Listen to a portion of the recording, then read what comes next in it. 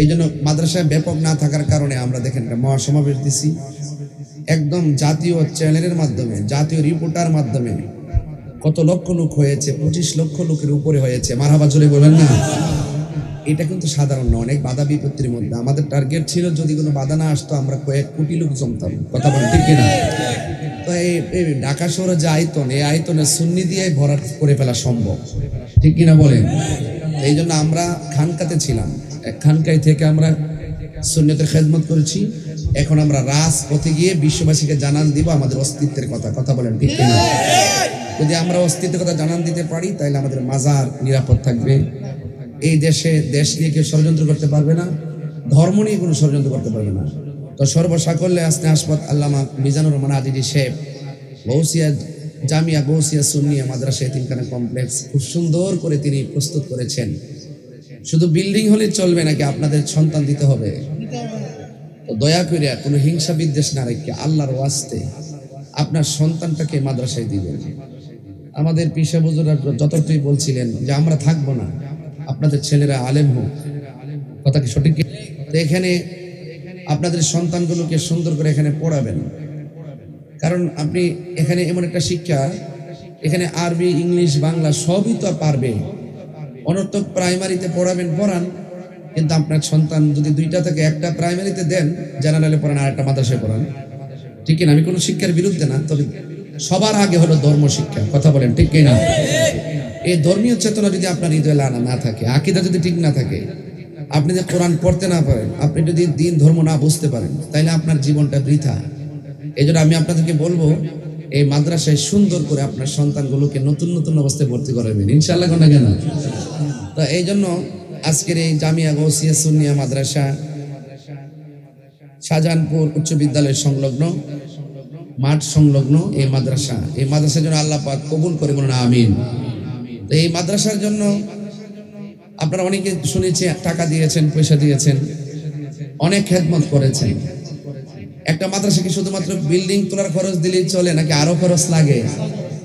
তাহলে আপনারা যখন ঈদ আসবে, কুরবানি আসবে, অথবা আপনাকে আল্লাহ তৌফিক দিয়েছেন যাকাত দেন, আপনারা এই যাকাতের অর্থ অন্ততপক্ষে আপনার আত্মীয় স্বজনকে তো দিবেন, পাশাপাশি মাদ্রাসার জন্য একটা অংশ বরাদ্দ রাখবেন।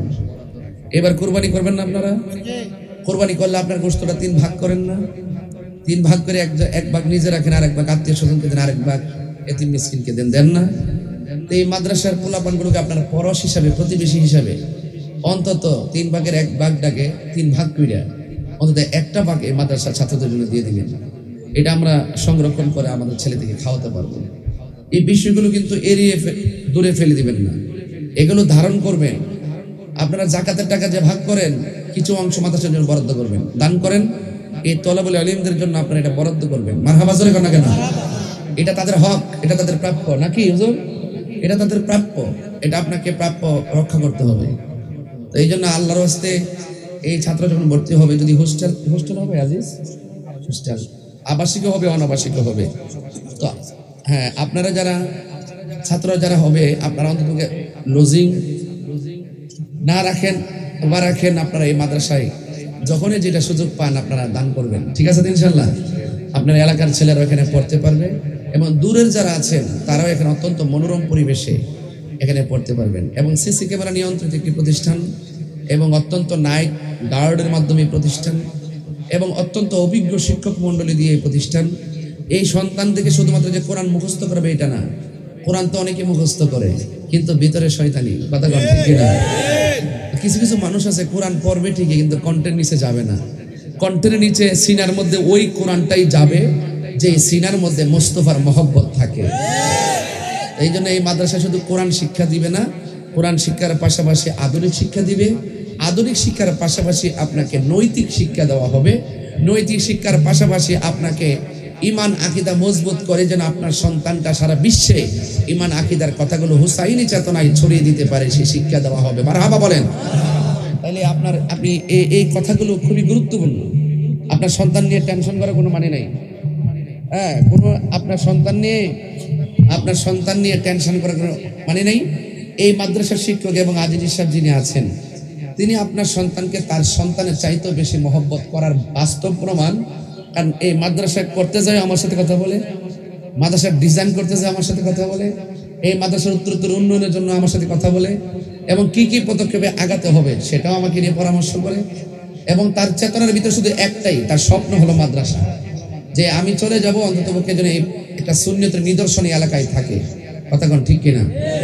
তো উনি টাকা সবকিছু দিয়ে আপনাদের এলাকাকে আলোকিত করলো, তো আপনাদের উচিত কি? আপনাদের সন্তান দিয়ে এই মাদ্রাসাটাকে আলোকিত করবো, ঠিক কিনা? আমি যত বড় হুজুরি হই, আল্লামা কুতুব আলী সাহেব যত বড় হুজুরি হোক, শ্রোতা নাই, হুজুরের দাম আছে। মসজিদের সৌন্দর্য মুসল্লি, ওয়াদের সৌন্দর্য শ্রোতা, মাদ্রাসার সৌন্দর্য হলো ছাত্র, ঠিক না বেঠি? তো এই জন্য আল্লাহর ওয়াস্তে এখন থেকে নিয়ত করবেন, আজকে মরুক উন্মোচন হবে, ভর্তি কয় তারিখে শুরু হবে? উদ্বোধনের পরে থেকে ইনশাল্লাহ ভর্তি শুরু হবে। আপনারা সবাই ছাত্র ভর্তি করবেন ইনশাল্লাহ। তো কোরআনে হাফেজ বানাইলে আপনার সন্তান যেমন কোরআনটা শুদ্ধ করে পড়লে মৃত্যুর আগ পর্যন্ত আপনার সন্তান কিন্তু নামাজ পড়বে। নামাজের মধ্যে কোরআন সহি শুদ্ধ দরকার আছে না নাই? ওই ব্যক্তিরা উত্তম যে ব্যক্তি নিজে কোরআন শিখে এবং অন্যকে শিক্ষা দেয়। কবরে যাওয়ার পরে দুইটা আলো আপনার কবরে ঢুকবে, একটা আলো ডান পাশে থাকবে আর একটা আলো বাম পাশে থাকবে। আর আপনার দুই পাশে যখন দুইটা আলো থাকবে, মাঝখানে সিনার মধ্যে আপনার ঈমান থাকবে। কথা বলেন না কেন? সিনার মধ্যে ঈমান থাকবে। তো ডান পাশের আলোকে জিজ্ঞেস করবেন তুমি কোথায় থেকে এসেছো?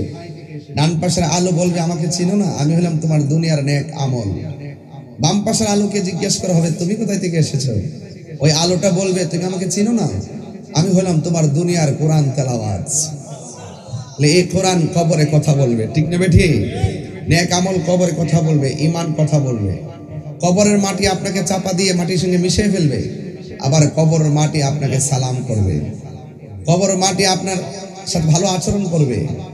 এই জন্য কবরকে যদি আলোকিত করতে চান, আপনার নৈতিক শিক্ষা, আধ্যাত্মিক শিক্ষা এবং ইহকাল পরকালে আল্লাহ এবং রাসূলকে সন্তুষ্টি করা যে পথ এবং মত, এই মত সব মাদ্রাসায় পাওয়া যায় না। আহলুস সুন্নাত ওয়াল জামাতের প্রতিষ্ঠানে শুধুমাত্র লেখাপড়াই করা হয় না, এই জাগতিক শিক্ষার পাশাপাশি আধ্যাত্মিক শিক্ষা দেওয়া হয়। যেরকম না মারহাবা। তাই জন্য আপনাদের কাছে আমার অনুরোধ থাকবে, আমরা আধ্যাত্মিক শিক্ষা চাই, আধ্যাত্মিক শিক্ষা চাই। এই মাদ্রাসায় পড়লে মানুষ মানবিক হবে।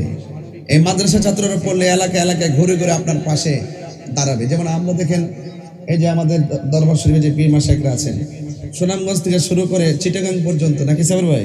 যখন কোনো বন্যা হয়, কোনো অসুবিধা হয়, করোনা হয়, দেখবেন আমরা কিন্তু সব জায়গায় ছুটে যাই।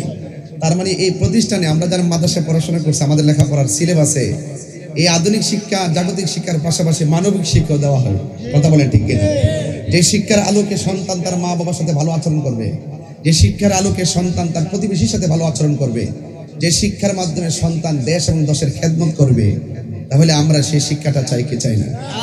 দেখেন তো, এটা হালকা একটা নোটিশের মাধ্যমে কতগুলো আলেম এসে বসে।